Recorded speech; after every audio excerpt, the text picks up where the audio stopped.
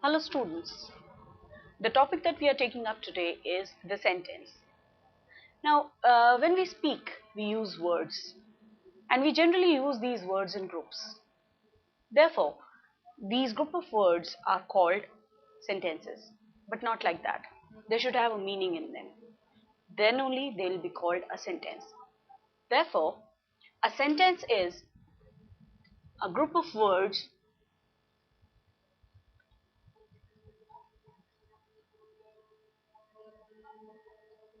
which makes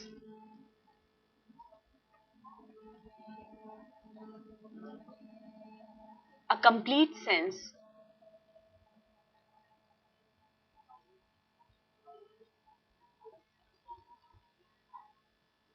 is called a sentence. For example, let me take one sentence for you. If I say sat in the corner, the of room, Jack. Now here I have a group of words. Say I have sat, I have in, I have the, I have corner, I have the again, I have of, room, Jack. So many words here, but does it make any sense? Does this sentence make any sense? Sat in the corner, the of room, Jack. Now here, if I write this group of sentences words in like Jack sat in the corner of the room. Now here, Jack sat in the corner of the room.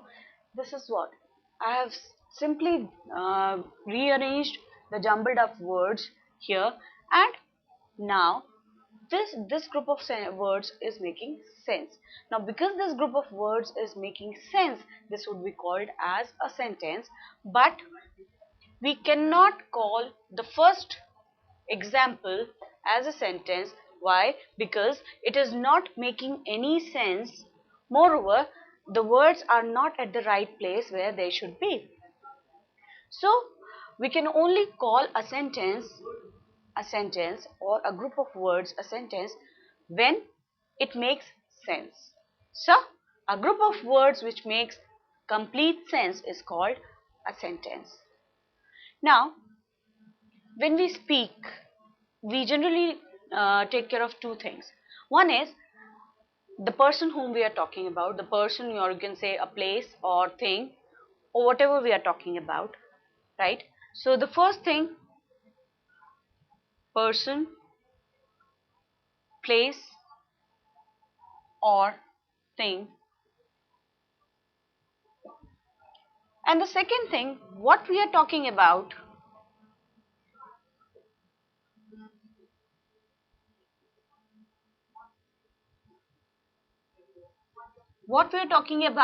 this person, place or thing.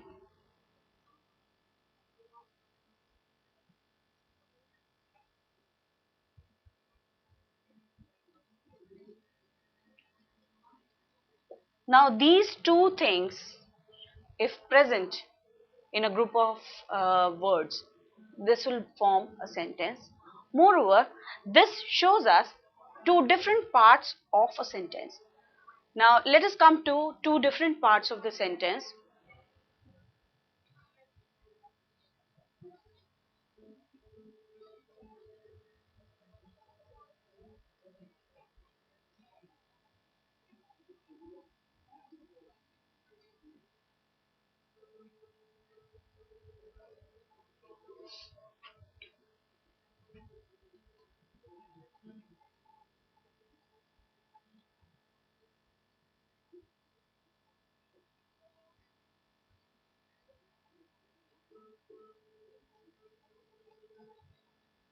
Now the two main parts or the two parts of sentences are First is the subject and the other is predicate.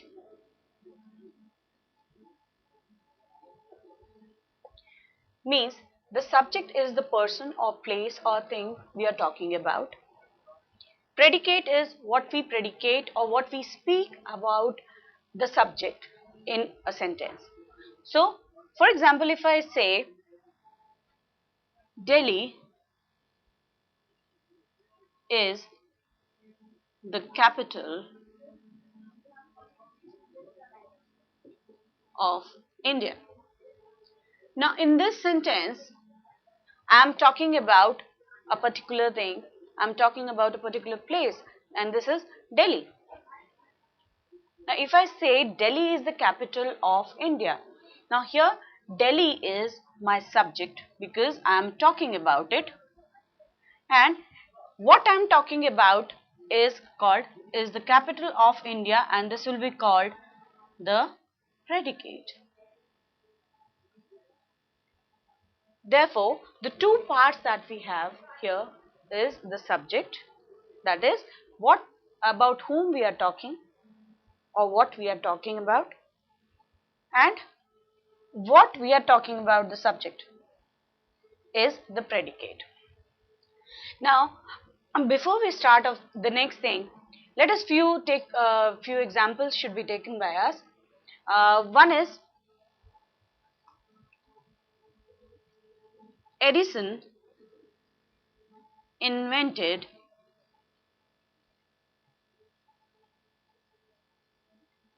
phonograph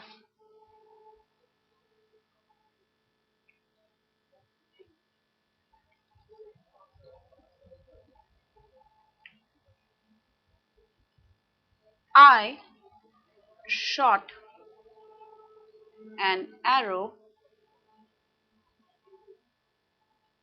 into the air. Now here I have two sentences. Here first of all we need to identify what is the subject, and if we are able to identify the subject, then we can say what is the predicate, what we are talking about, that subject. For example, Edison, the scientist. So Edison is my subject here. I am talking about Edison. Now what he did is, what I'm talking about him is, he invented a phonograph. Now this he invented a phonograph would be the predicate. Similarly, in the next sentence that we have, I shot an arrow into the air. Now here the subject is I'm talking about myself. So I is the subject. Then what I'm talking about, what I'm telling about myself, what have I done? So I shot an arrow into the air would be the predicate. I hope this much is clear to you, how to identify and separate subject and predicate. Now this is the basic thing, and if you are able to differentiate between subject and predicate, and if you are able to separate these two, you will be able to do many other grammar topics as well with the help of these things. So to proceed further, we'll do one exercise where we will separate subject and a predicate, and let's see and do this exercise.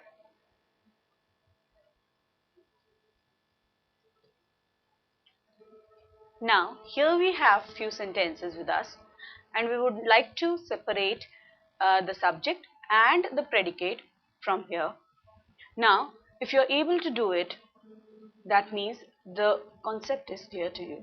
Now the first thing that we have, the first sentence here is, we cannot pump the ocean dry. We cannot pump the ocean dry. Now we need to identify the subject here. Now the subject here is we, because we are talking about we as a subject. And what we are talking about, what we are telling about we are telling that we cannot pump the ocean dry. So this would be called the predicate. Similarly, in the next sentence that we have here is the early bird catches the worm. Now the early bird catches the worm. Here we need to identify the subject. Now just see here the early bird. The early bird, we are talking about the early bird. So the entire phrase would be considered as the subject because we are talking about the early bird. What does an early bird do? The early bird catches the worm. Now, what does it do? It catches the worm. So, this would be called the predicate.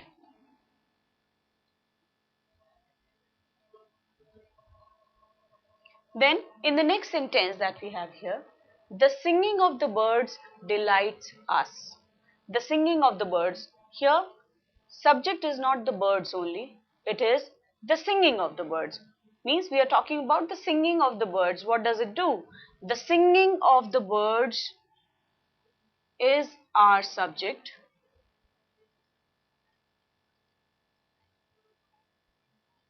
Now what does this subject do? What does the singing of the birds do? It delights us. So delights us would be called the predicate. Then comes the fourth sentence that we have here is Miss Kate was rude to him. Miss Kate was rude to him. So I'm talking about Miss Kate. So Miss Kate would be considered the subject. Was rude to him. What did she do? She was rude to him. So was rude to him would be considered a predicate.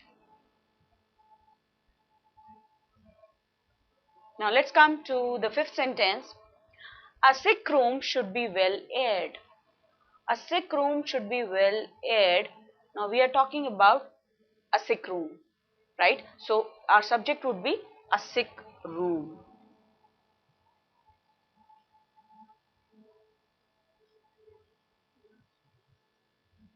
And what we are telling about a sick room, how it should be well aired. So this would be called the predicate. Similarly, in the next sentence, in the sixth sentence, he has a good memory. He has a good memory. Here we are talking about he. The subject here is he. And what are we telling about he? Is has a good memory. So he has a good memory. Now has a good memory would be called a predicate and he as a subject. Next, the earth revolves around the sun. The earth revolves around the sun. Now here we are talking about the earth. Now what does the earth do? Now we are talking about earth, that means the earth is our subject. Revolves around the sun. Revolves around the sun would be considered a predicate.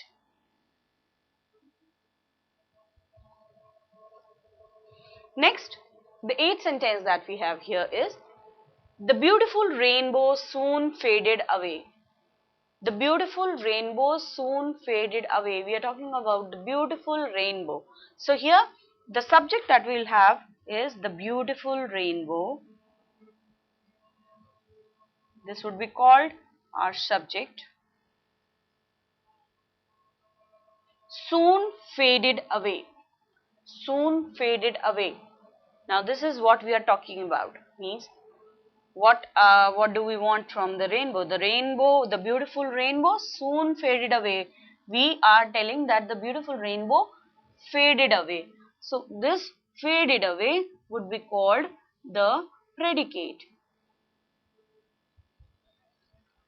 Now the ninth sentence that we have is nature is the best doctor. Nature is the best doctor. Here nature, we are talking about the nature. So nature would be the subject. Then is the best doctor would be called the predicate. Now last but not the least, the last sentence we have here is the dewdrops shine in the sunlight. Now the dewdrops shine in the sunlight. What we are talking about here? We are talking about the dewdrops. So the dewdrops would be called the subject and shine in the sunlight would be considered the predicate.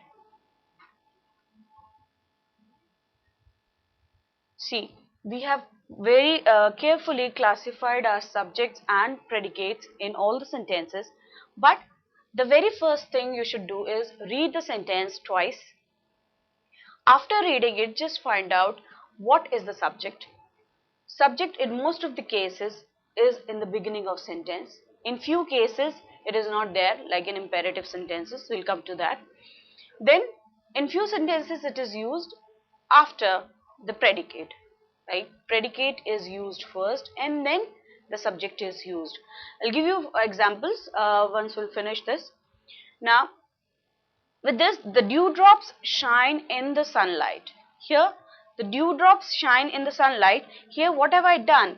Here, I have taken, although I know I'm talking about dewdrops, but while writing, while separating them, I will also take the article with it, or whatever is, say if it is a and the, whatever the article is, we'll take that along.